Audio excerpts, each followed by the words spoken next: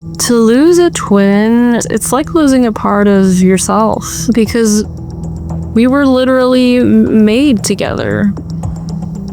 So I'm an identical twin. It's a very special bond. It's kind of a built-in best friend. It's kind of having that person that you know she's never gonna leave you, she's never going to betray you. Romane was the most confident person I knew. I've always been jealous or envious of her self-confidence. I don't know what I did in the womb to not get it, but wow, she was eccentric.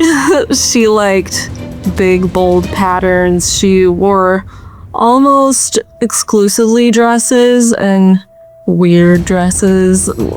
We were in ballet classes since we were 4 years old together. But other than that, we like to sing. We're both really good singers. How you broke my heart. Romane was an actress, so she had just finished school in musical theater. So she was pursuing that. My sister met her ex because she needed a roommate. She posted an ad on, I believe, Craigslist, because she had just lost her roommate and she needed one to pay rent. So he just simply responded. I didn't know about him for a little bit. I just knew she had a new roommate, but I remember one time when she said, "Oh, we're in love." And it had been maybe 2 weeks he was living with her, and I found that very odd and intense. Her fears about the relationship, I guess they started when she talked to me about him and that they were in love, because she knew it was kind of weird to be that into a relationship that soon. I met the guy at a dinner, so she wanted me to meet him. I didn't see anything wrong with him, but I didn't see that they were gonna last. Just because they were already talking about her not wanting to commit fully, and him clearly wanting something very concrete and stable. I did see that he was probably a jealous type, but I didn't see anything else that was really concerning. I think it was 11 years of an age gap. She was 23, he was 34.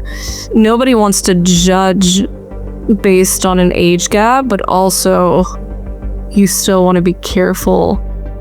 But it was one little ingredient of the weirdest of it all. I believe they were in a relationship for tops 2 months, and I think her reason for ending it was just that she didn't see a future with him as a couple, so she didn't want to string him along, and him moving in was only a temporary thing, so she waited until he was moved out to say, like, hey, I don't think the relationship's gonna last. He initially took it okay, and then he just kind of went crazy and started texting her every day and calling her and just harassing her. The time between the breakup and the attack was about 3 months. So the attack happened after her work. She worked close to her apartment, and he knew her past, so he just waited. He planned it all, and it happened at like 4:30-ish, and there's a high school nearby. There's the Miguel campus, so there was a lot of people. A lot of people filmed it. he was hiding and he just came out at her with a knife. He stabbed her like 26 times. He screamed some really ugly stuff while he was doing it. She was pronounced dead at the scene when the police arrived. It took a while for me to know, because she died at 4:30 and my dad called me at like 8 and he didn't want to tell me on the phone. So he just told me to come home.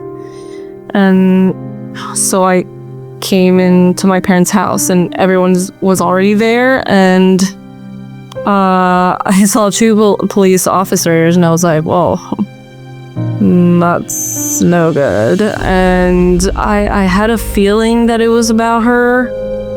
I was wondering if she had a car accident. But then my mom just broke the news, and just everyone was crying. It was really hard to see all my family just so sad. I've always been a 2-person deal. We've always been the twins, or we've always had our birthdays together. It's hard because it's not only losing someone you love, it's losing a part of yourself. So the good news is that the trial is over. It took 3 years to finally start a trial. It took a while because he was representing himself. He was acting as his own lawyer, which makes it hard for the justice system because he's allowed to ask for more time, and it's very hard to say no. He started his testimony by, yes, it was premeditated and I stabbed her 26 times. He spoke a lot about their relationship, but it lasted like 2 months. Basically, he thought she was this goddess that was lost in society and that needed her soul to be like extracted from society. This is what he said in the trial, which is crazy. Obviously, he was found guilty of first-degree murder. That means with premeditation, and that's the highest degree you can get. So that's automatically life in prison with no possibility of getting out before 25 years. He can ask for parole in 25 years, but doesn't mean he's gonna get it. Maybe my parents won't be there anymore, but I will fight again so he can stay in for the remainder of his life. I wanted to speak about her to reclaim her whole being, because he took it away, and she's so much more than how she died. She is seen. Are you?